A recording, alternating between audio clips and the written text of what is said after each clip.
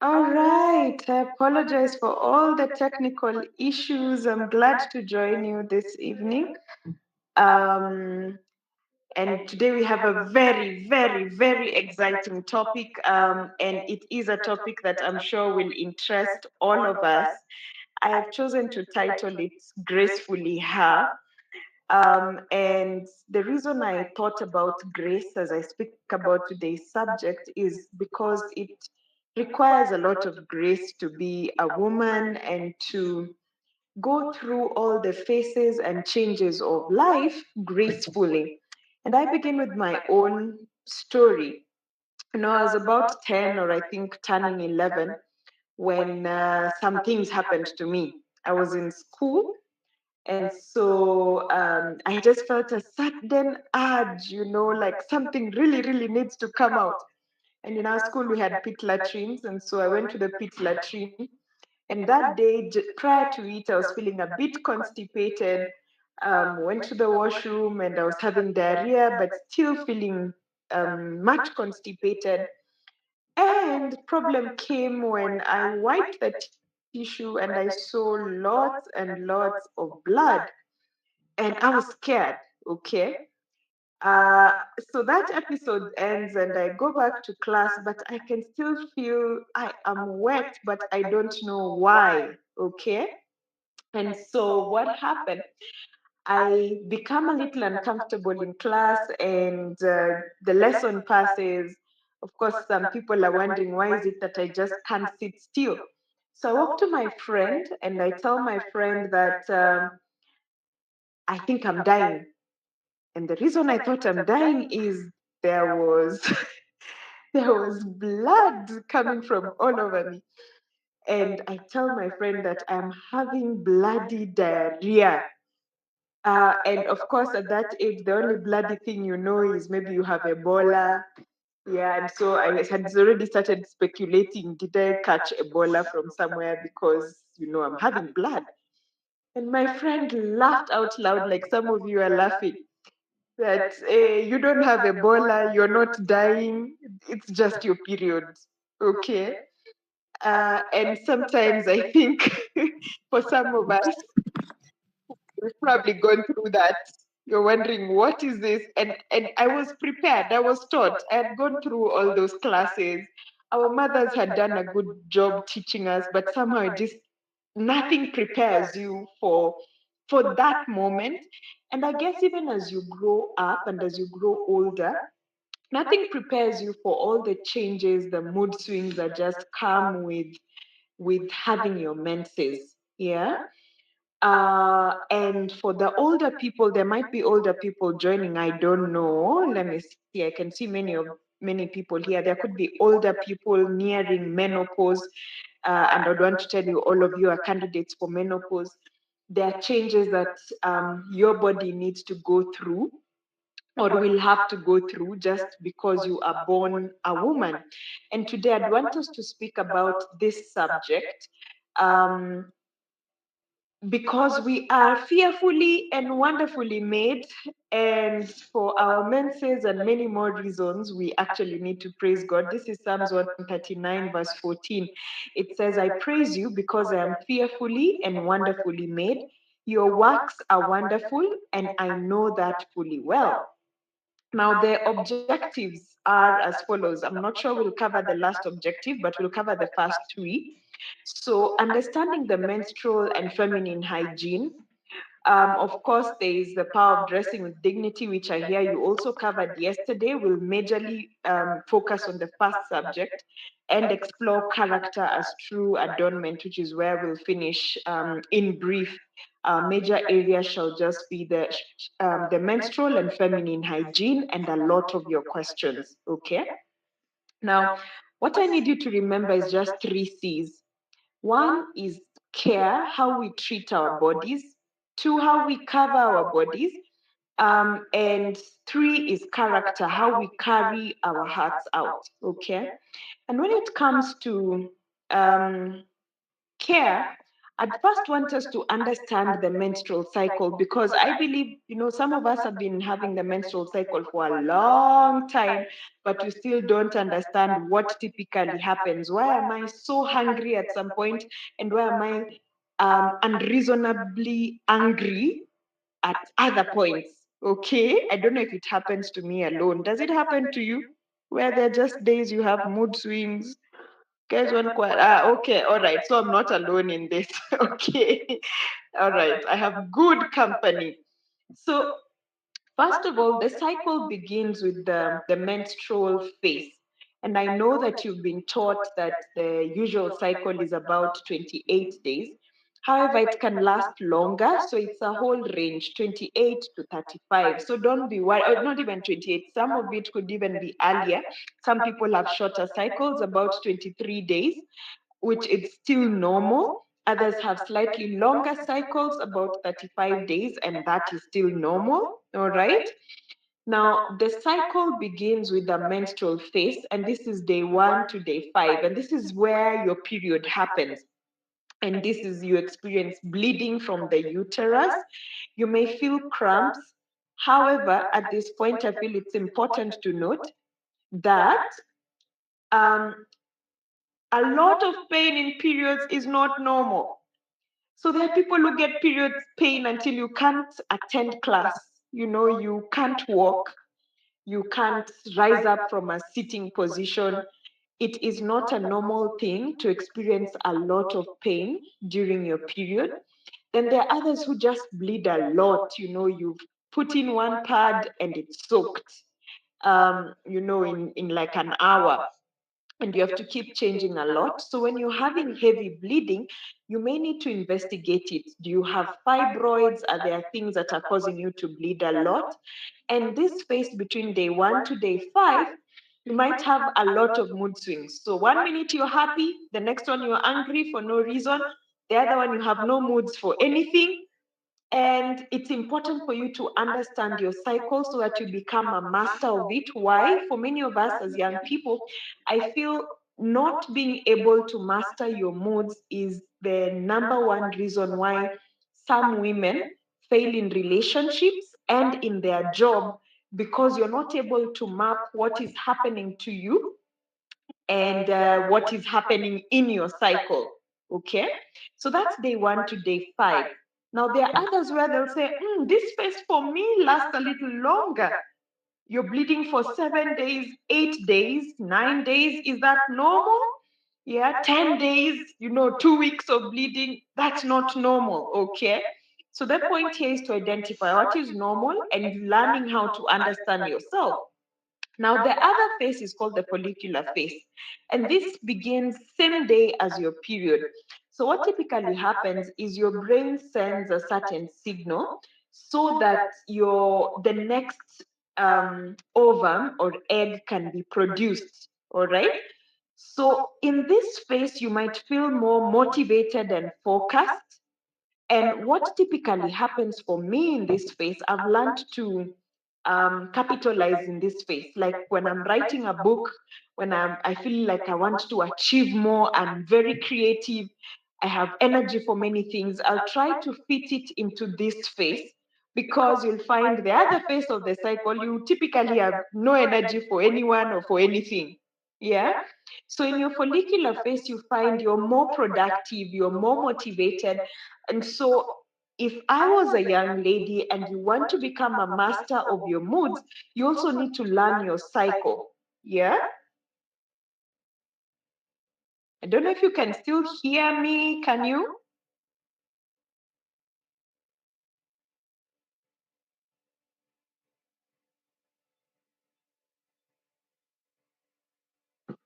Yes, you can.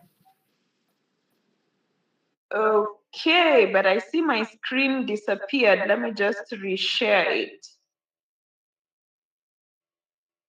Okay, let me reshare my screen because I think you're not seeing it.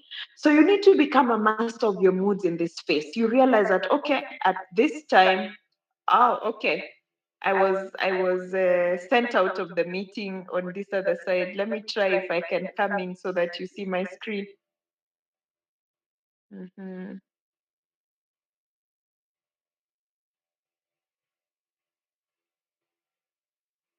Okay.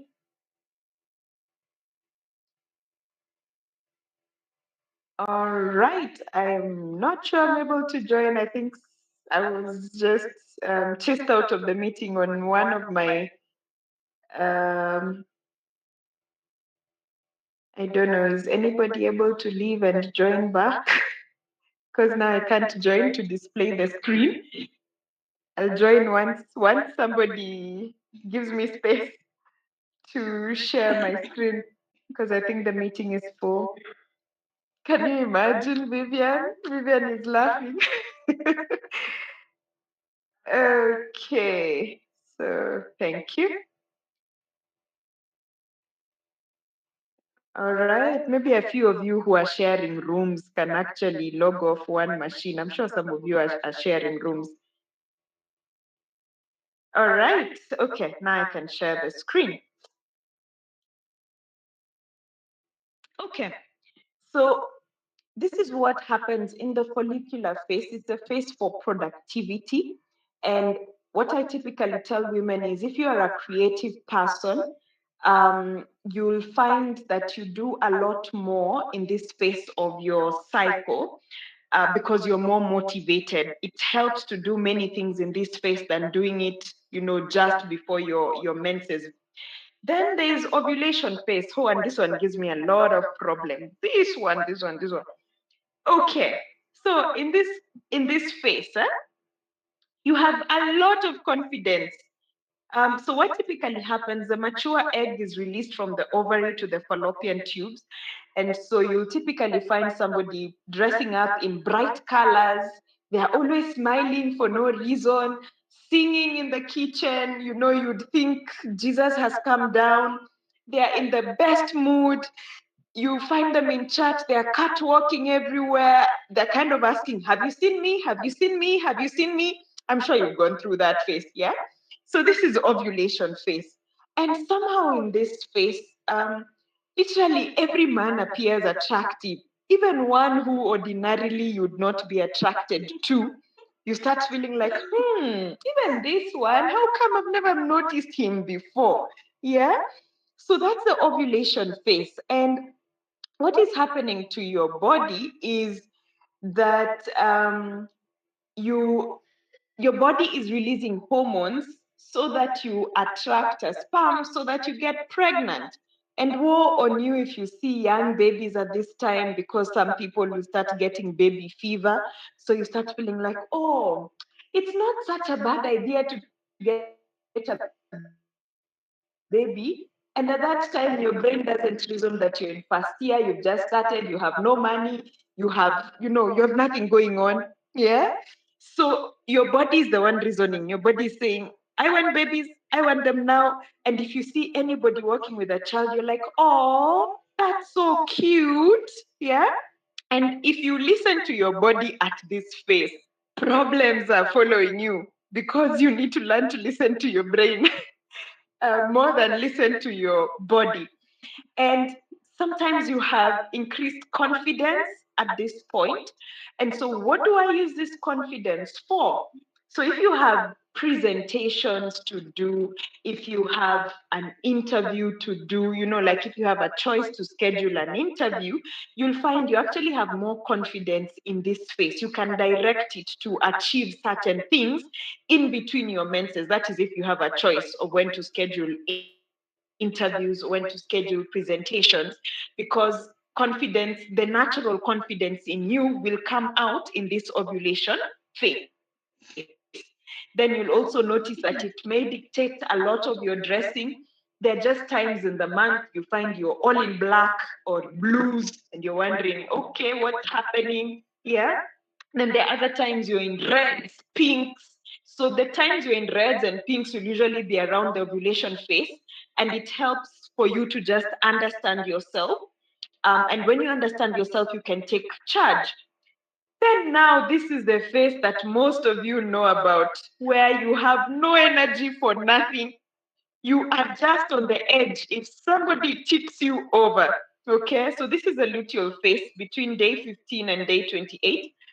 Here, the egg is waiting to be fertilized. And if not, all hormones, estrogen and progesterone, they all drop. So the emotions here go up and down, and sometimes you're more sleepy, you don't want to wake up, you're moody, and sometimes you're just hungry and you're craving for different things. So you'll find some ladies craving for salty foods.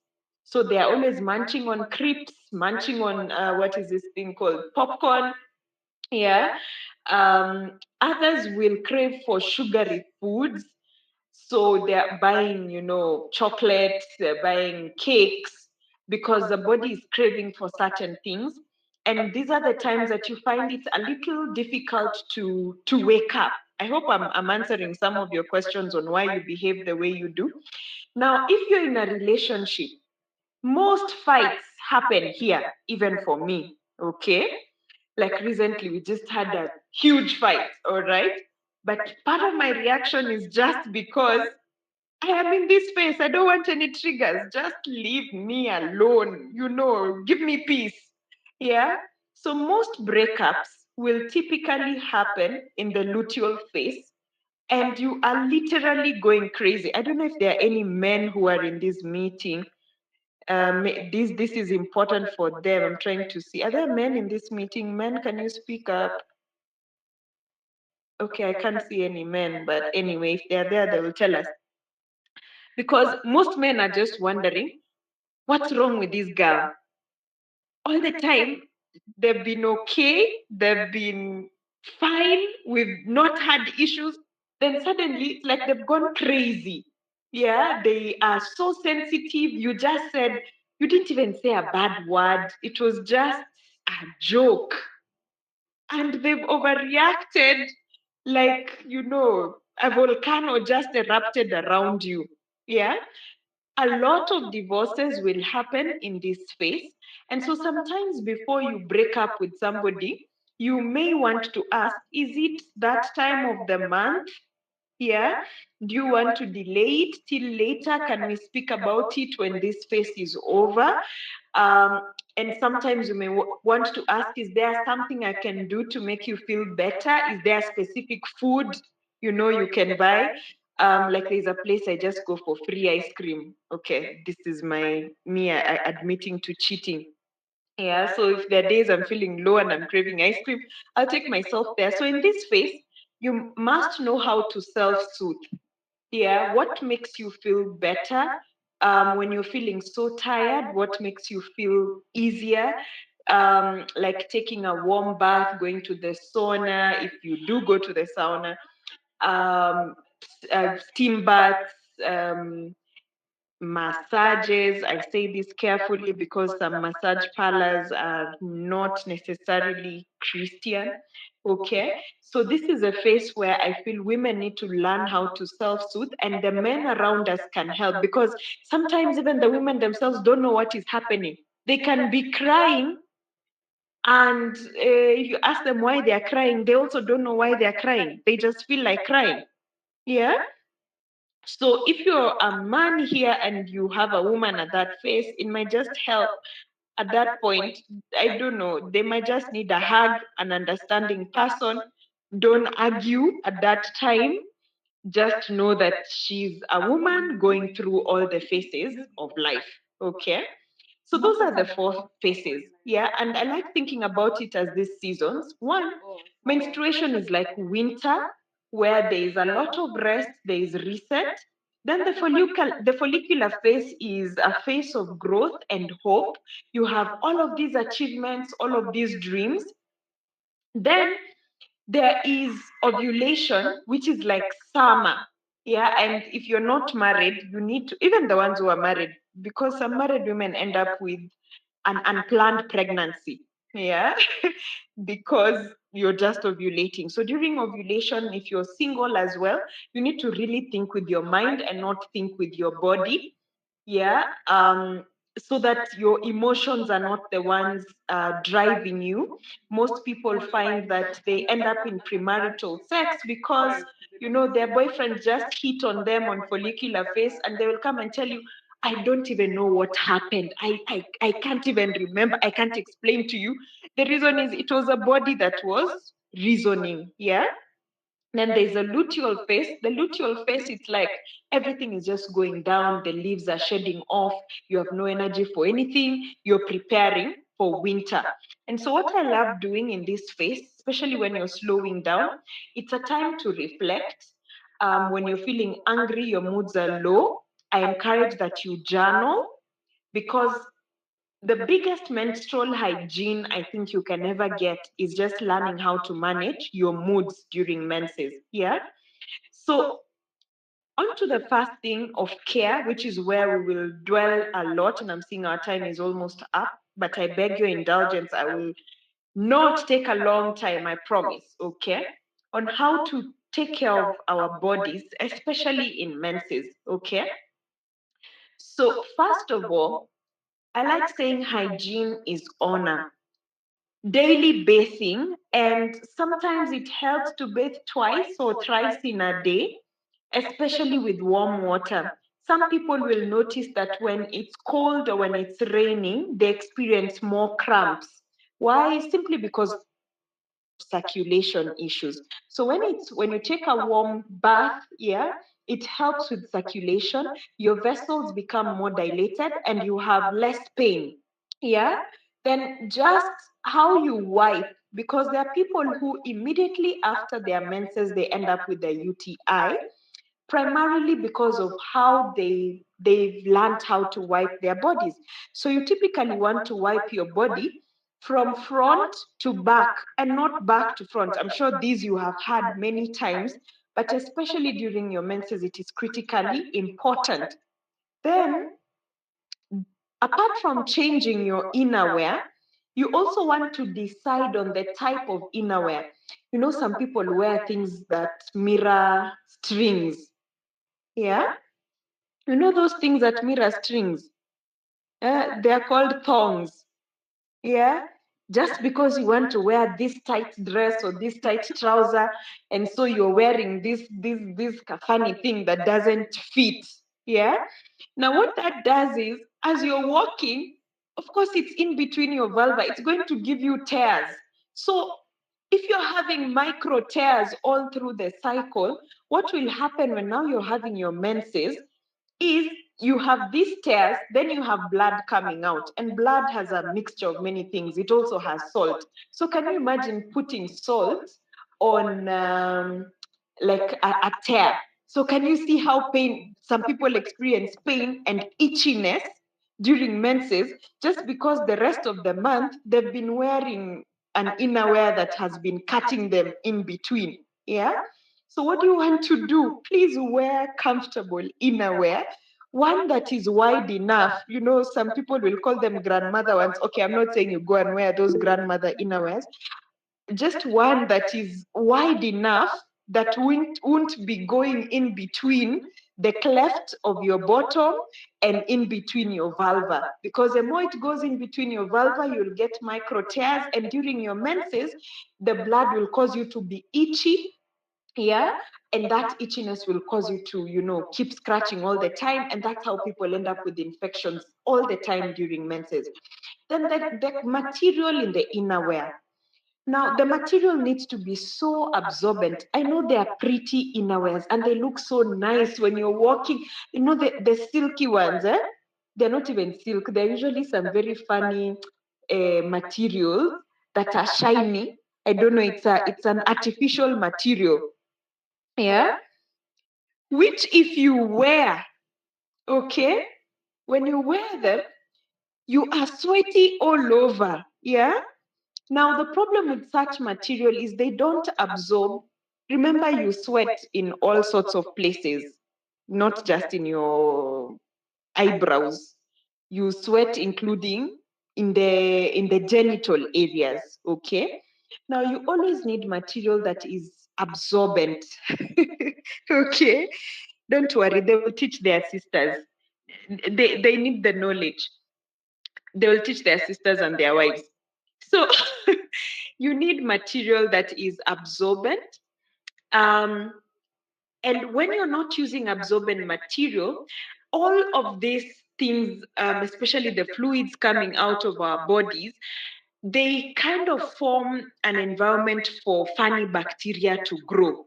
Okay, so my typical advice is you do need good cotton in the innerwear and more natural material, cotton, polyester, um, cotton or silk here, but something that is very absorbent. So please, cotton is always the best, yeah? Then change your innerwear daily. Now, this also includes bras. Okay, let me swallow hard on that. Can I repeat? This also includes bras. I know our problems with bras, ladies. Yeah. But sometimes you need to just learn how to change your bras, okay? And invest in good ones. In fact, this week I'm going shopping for bras. You can come along and join. Yeah. Because it is critically important that you buy new bras, buy new innerwears. Ladies have a habit. You look sparkling on the outside, but you'd better pray you don't get an accident. Because if you do, and they open your brand, your innerwear, hey, you know, they will they'll be so shocked that the outside does not mirror the inside. So please, because you don't want embarrassments in accident situations, just wear a good bra and a good innerwear and try and match them. The way you match your shoes and your bag. Yeah. Also try match your innerwears. Don't look like what was happening between the innerwear and the bra, okay? So it is critically important that there is some harmony, yeah, in what we wear. Then a few things inside during the menstruation. Now, use good quality pads. Some people suffer because you're going to buy those very cheap pads. Allow me to call them that. I won't put the brand to it. Now, when you buy a cheap brand of pads, I'll give you a bit of background into how pads are made. So some of them are just made from trash paper, which is taken in and it's chlorinated, yeah, and cleaned up and put under a lot of chlorine. And that a lot of chlorine now is made into a pad, okay? Now, that type of material of pad, when you wear it, there are ladies who will tell you immediately after their period, they always have a UTI, they are itching all over, they have a rash, they have candida, yeah? So, first of all, I like telling ladies, please love yourself. The way we take care of your hair, buy a good quality pad. What do I mean by a good quality pad? And I know in Kenya, sometimes it's hard to get them. There are cotton pads around, though sometimes, like myself, I have to shop around. There are specific shops where I find them. If I find them, I buy many and keep, okay? And if you found a particular brand that works with you, you want to keep up with the brand, because there's a lot of disparity in Africa where we don't get good quality cotton pads.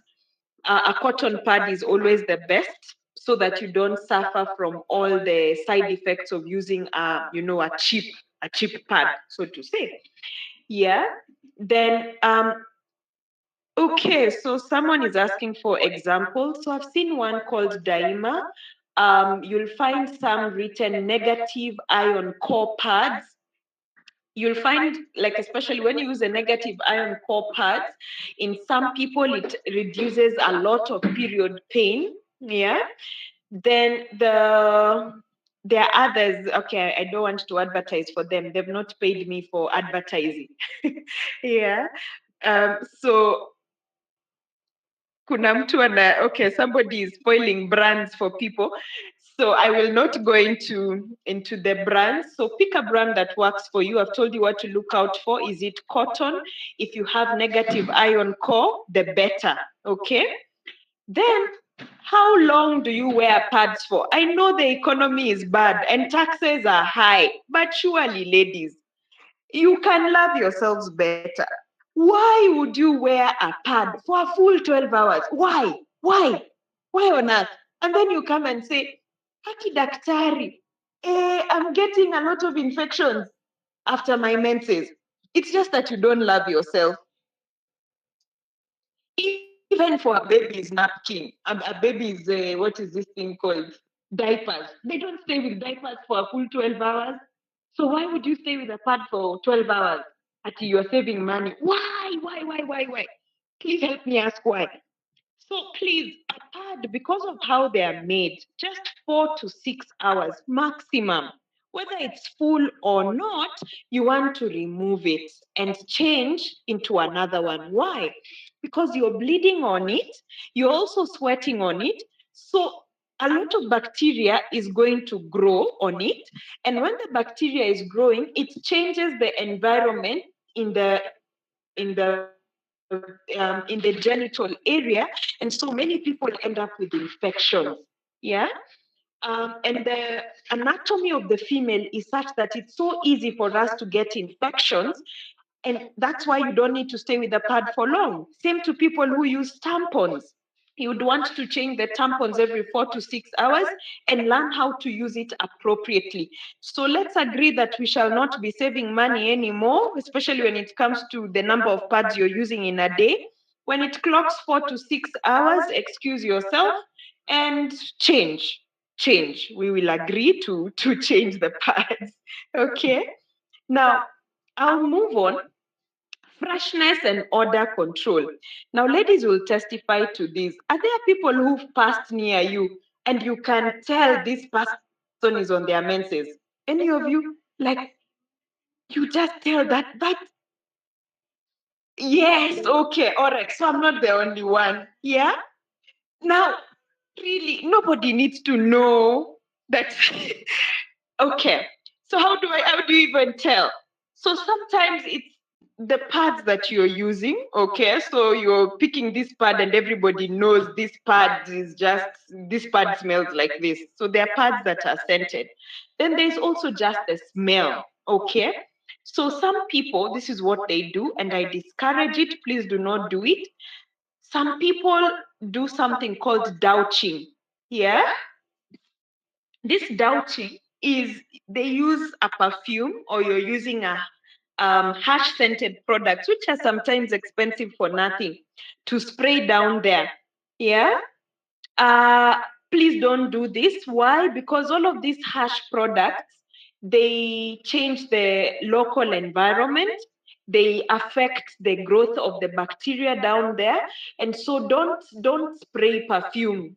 God gave it a natural odor. Yeah, there's normal flora down there. So you don't want to spray or give it a different perfume.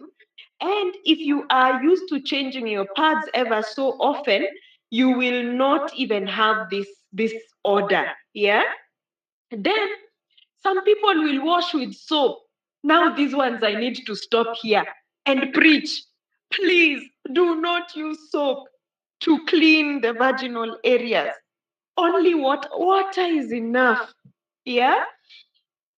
And the vagina should actually not have a foul smell. Yeah, you should not have a smell which, if you're seated or somebody is around you, they're able to tell. Should you experience this, please seek medical advice, because sometimes you have something called bacterial vaginosis, where there is a lot of overgrowth of bacteria, or you have an infection, and there are ways to treat it. You don't have to be ashamed. You go to the hospital, you say, okay, doc, I'm feeling a different smell. Yeah. Then, did I see that question? I think I missed that question. In case I missed a question, remind me at the end. Then there are people who experience itching, burning, odd smells, or discharge. These ones you need to rush to the hospital immediately. Okay.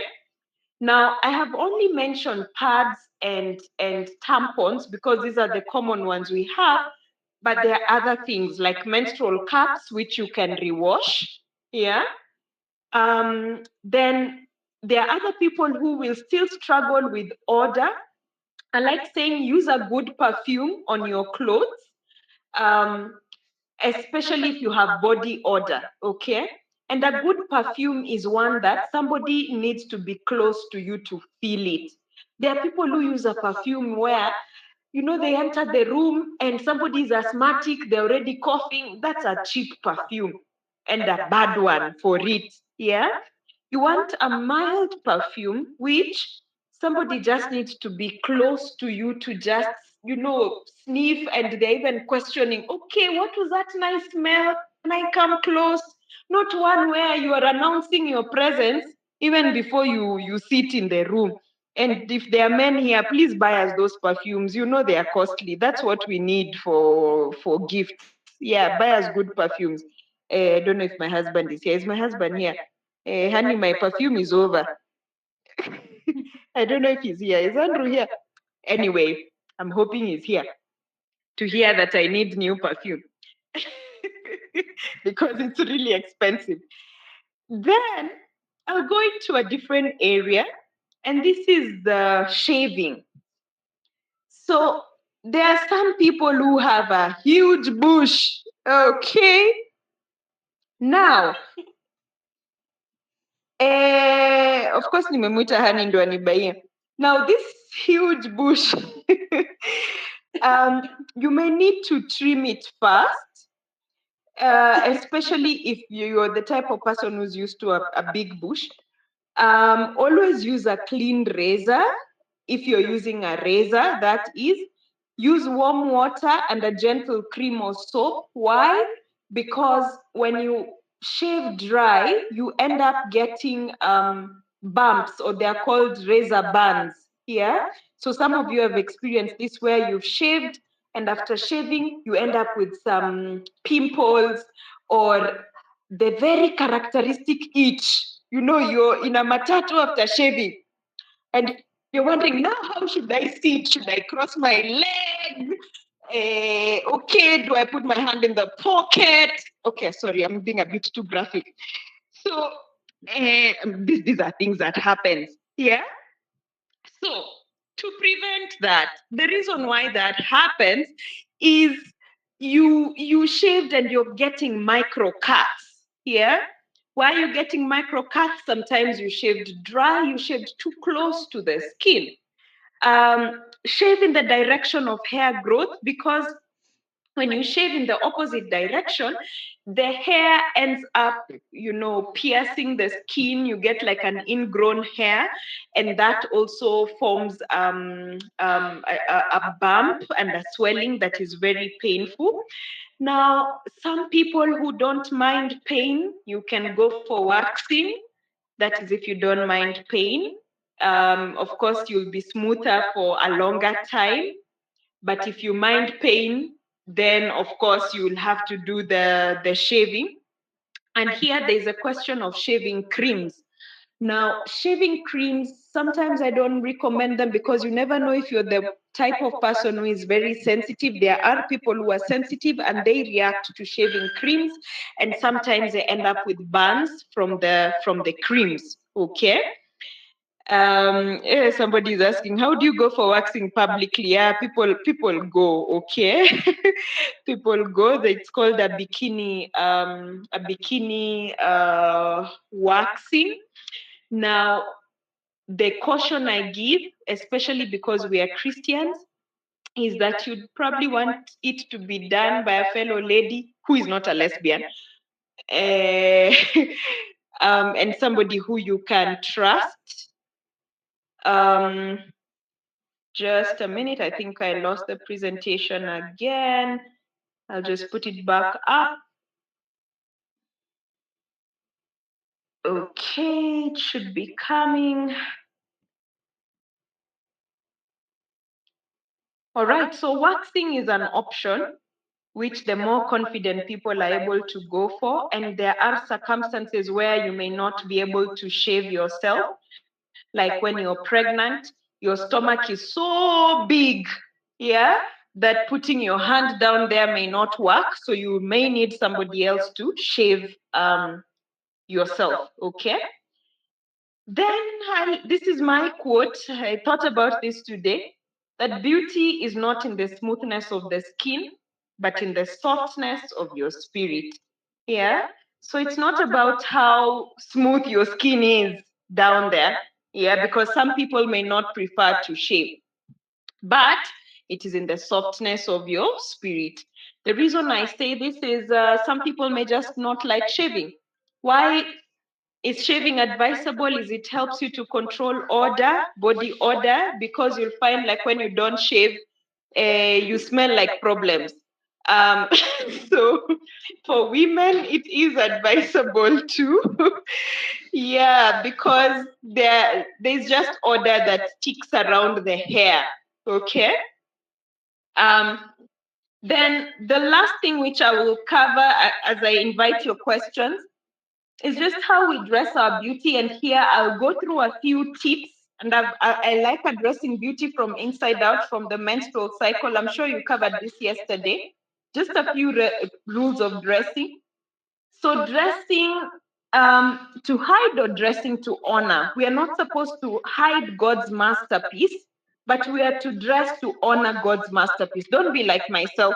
You see, one time in our courtship, I went to see my husband at his office. Then I'm wearing this oversized suit. I thought wearing oversized clothes is being decent.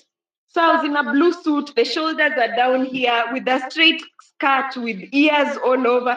My husband came, took one look at me and said, "Just wait for me, I'm coming." He took another, I think, about 4 or 5 hours before coming and said, "If I don't comment on your clothes, don't even wear it again." Okay? So we are not to hide God's masterpiece. We are to honor. Yeah? So you need to learn how to honor the masterpiece that you are. So some of you are tiny, petite, and portable, and being petite simply means you have narrower shoulders, you have shorter arms and shorter legs, you have a short torso. So in this case, your recommended outfit is, a lot of the times you want a high-waisted outfit. It gives you a bit of height. Yeah, you'd want vertical patterns to give you a bit of height, and pick a single tone. Then avoid overly baggy clothes.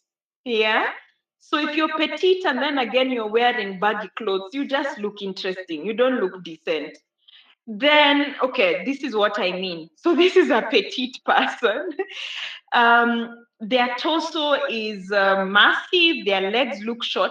Then if you untuck in this case, you look very interesting because already you're short. Yeah, so you want to give yourself a bit of a waist. Yeah.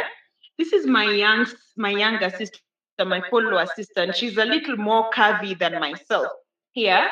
But you see how she's dressed here. So you want to choose fabrics that drape and don't cling, because if they cling and you're curvy, the rest of the people start thinking that you're a slut. Yeah. So they start thinking, she wants to show us what her mama gave her. Yeah. So when you're curvy and you're gifted with the curves, you want to just give us a subtle view of it, something that leaves you wanting for more. Yeah. So that somebody's wondering, okay, all right, she's beautiful, but you're not also just being too obvious about it. Yeah. Then wrap dresses work, A-line skirts, and belted outfits look really, really nice if you're curvy. If you're tall, this is another of my sisters. We are gifted with both height. Okay, I don't know if you can still see the screen. Can you let me know if you can? No, Okay, all you're right. good. Maybe you haven't moved to the next slide. I haven't? Okay. Can you now see it? I don't know why it's not showing. Not yet. Okay. What happened? I'm hoping it can come up in a few seconds. Okay. I have moved, but I don't know why it's not showing.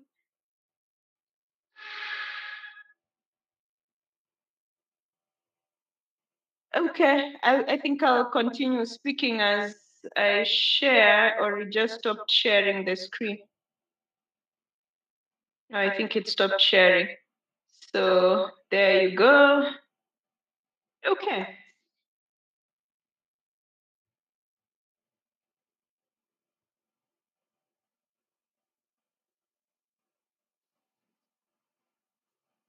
All right, I think it will catch up with us because I'm seeing time is also gone.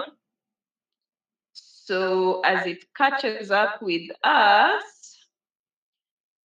you want, if you're tall, long dresses are your best friends, and long fitting dresses, okay? Not long baggy dresses, because if you're tall and you wear long baggy dresses, it tells us you want to look like an old woman, and I hear you are told not to look like old women.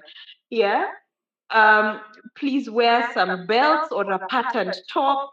Break the vertical height, especially if you're so tall. Sometimes you may want to break the height with layers so that you look, more attractive and you don't look intimidatingly tall. Okay, so this is my one of my tall sisters. I have many tall sisters, two of them or three, no, two of them. Yeah. So this, she looks nice. Don't you guys agree? Sorry, I just like showing them off. Yeah, she's beautiful. Okay. Now, some ladies have broad shoulders. Okay. Now, when you have broad shoulders, you want to avoid whatever this lady is wearing. Because when you have a really broad shoulder and you wear another broad shoulder top, it just accentuates your shoulders more. You want to go for V-necks, you want to go for softer fabrics, yeah, because some people are more of a triangle, like the shoulders are larger, than their hips and the rest of the body. And that's how God made all of us. Now, I like saying that it just depends on how you dress your body. If you learn how to dress your body appropriately, the differences that we have in color, in body shapes will not be so apparent. Yeah? So don't dress to hide, dress to honor the masterpiece that you are. And in conclusion, I would want to tell you that in how you dress both your inside body, your heart, and how you dress your bra and your inner wear and your outside body, may it speak of a character that praises God. How you carry out yourself and your heart is so important. I won't go into the details of character, but I want you to think about how do you want to be remembered. If you happened to land in a hospital and they had to strip you naked, what would your bra say about you? What would your innerwear say about you? Yeah, will we start praying and saying, "Oh Lord, please help this person. We've been thinking they are serious choristers, singing like heaven will come down, but they need redemption. Their innerwears need to be baptized." Will that be you? Okay, enough for the night. I don't know if there are any questions. I know I have exceeded the time. I hope this helps. I want to hand it over to you so that you ask.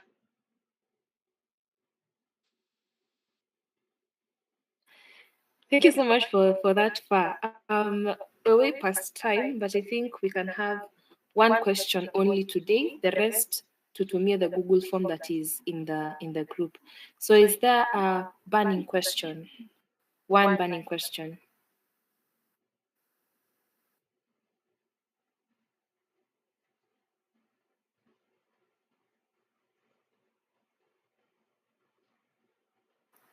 Okay.